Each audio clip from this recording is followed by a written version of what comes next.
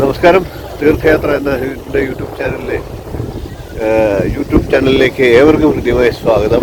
ഇന്നിപ്പോൾ ധനുഷ്കോടിക്കടുത്തുള്ള കോദണ്ഡ രാമ ക്ഷേത്രമാണ് നിങ്ങൾക്ക് അവതരിപ്പിക്കുന്നത്. ചെറിയ വീഡിയോ ആണ്. വീഡിയോ അവസാനം വരെ കാണുക. ചാനലൊന്ന് സബ്സ്ക്രൈബ് ചെയ്യുക. നിങ്ങളുടെ അഭിപ്രായം കമൻ്റായിട്ട് അറിയിക്കുക. കോദണ്ഡ രാമക്ഷേത്രമാണ്. ചരിത്ര പ്രധാനപ്പെട്ട ഒരു ക്ഷേത്രമാണ്. ക്ഷേത്രത്തിൻ്റെ കഥകളും ഇതിൻ്റെ പ്രാധാന്യം, ഇവിടുത്തെ പ്രാധാന്യവും മറ്റും നമുക്ക് കാണാം.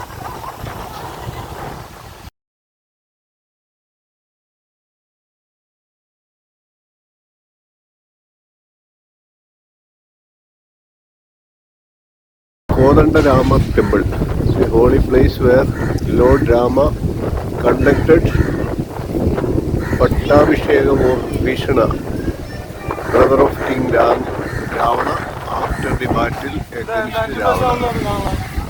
അതായത്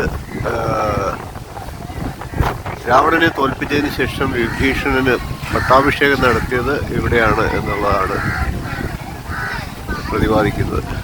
അപ്പം വളരെ പ്രധാനപ്പെട്ട ഒരു വിഷയമാണ്, ക്ഷേത്രമാണ്. ക്ഷേത്രത്തിൻ്റെ ദൃശ്യങ്ങൾ, അതായത് ധനുഷ്കോടിക്ക് തൊട്ടടുത്തായിട്ടാണ്. കുറച്ചുകൂടെ കായൽ പ്രദേശത്തേക്ക് മാറിയാണ് ഈ ക്ഷേത്രം നിലനിൽക്കുന്നത്. നമുക്ക് ക്ഷേത്രത്തിലേക്കൊന്ന് കയറാം. ഇത് ധനുഷ്കോടിക്കടുത്തുള്ള കോദണ്ഡ രാമക്ഷേത്രമാണ്. ഇത് ചരിത്രപരമായിട്ടുള്ള പ്രാധാന്യമുള്ളതാണ്. വിഭീഷണനുമായിട്ട് ബന്ധപ്പെട്ടൊക്കെയുള്ള കഥകൾ ഉള്ള ക്ഷേത്രമാണ്. ക്ഷേത്രത്തിൻ്റെ ദൃശ്യം കാണാം.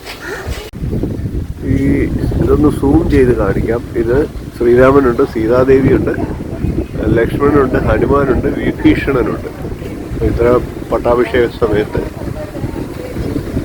ഇവിടെ ഒരാൾ പറഞ്ഞു തന്നത് ഇതിനകത്ത് ബോർഡിനകത്ത് എഴുതിയേക്കുന്ന ആഫ്റ്റർ ബാറ്റിൽ എന്നല്ല, ബിഫോർ ബാറ്റിൽ.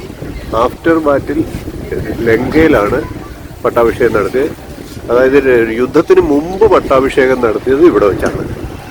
യുദ്ധത്തിന് ശേഷം പട്ടാഭിഷേകം വീണ്ടും നടത്തി, അത് ലങ്കയിൽ വെച്ചാണ് എന്നാണ് ഇവിടെ ഒരു പണ്ഡിറ്റ്ജി പറഞ്ഞു തന്നിട്ടുണ്ട്.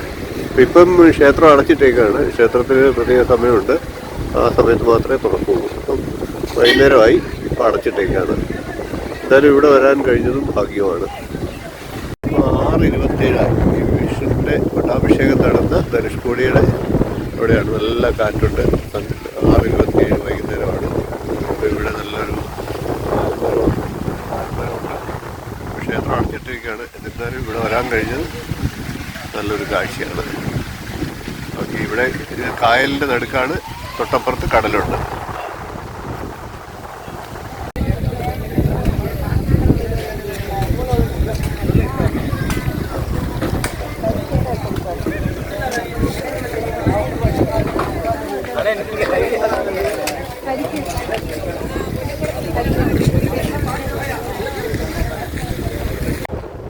വീഡിയോ ഇഷ്ടപ്പെട്ടുവെങ്കിൽ, ഈ ക്ഷേത്രത്തിൻ്റെ പ്രാധാന്യം നിങ്ങൾക്ക് മനസ്സിലായിട്ടുണ്ടെങ്കിൽ, ഇനി വരുമ്പോൾ, അതായത് ധനുഷ്കോടിയിൽ വരുമ്പോൾ ഈ ക്ഷേത്രം കൂടി ഒന്ന് ദർശിക്കുക.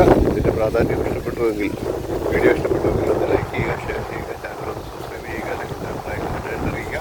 അടുത്ത ദിവസം തീർത്ഥയാത്രയിൽ മറ്റൊരു വീഡിയോയുമായി വീണ്ടും കാണാം. നന്ദി, നമസ്കാരം.